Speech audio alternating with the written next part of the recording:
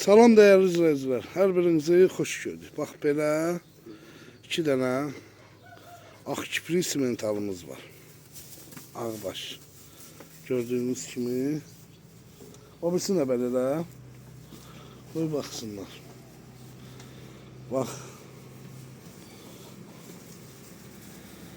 Bax, bir dənə belədir.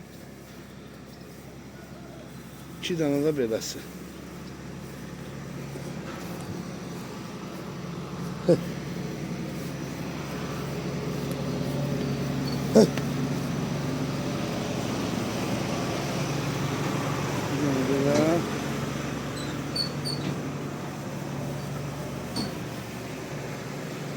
Arkasına bakın mı? Şöyle nece?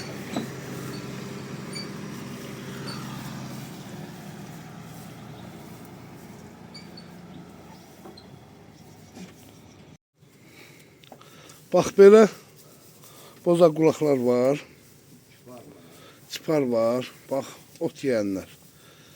Yəni burada südə ehtiyacı yoxdur da, yəni bunların. Südə ehtiyacı olmayanlardır. Qardaş, yığarsınız, danışarıq da.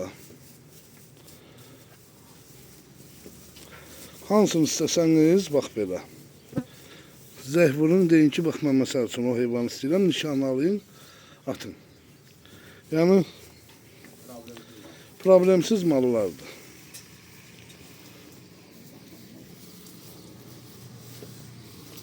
Yığın danışaq birbaşa. Hey. Hey.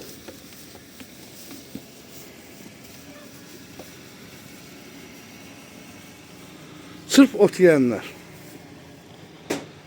Simental var, angus var, şarol var, boza qulaq var. Ve şarola bakın. Görün ne güzeldir.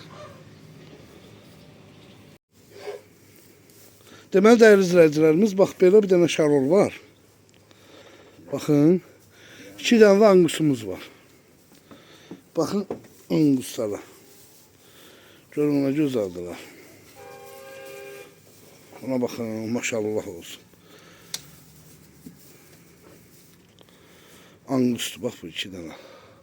O birisi de şaroldu. Ha? Hansı? Erkek yok, anguslar erkek. Anguslar erkekti. Şarol da erkekti. Buyurun bakın. Anguslar. Yani bunların bu angusların suda ihtiyacı yoktu. Sırf ot yiyenler.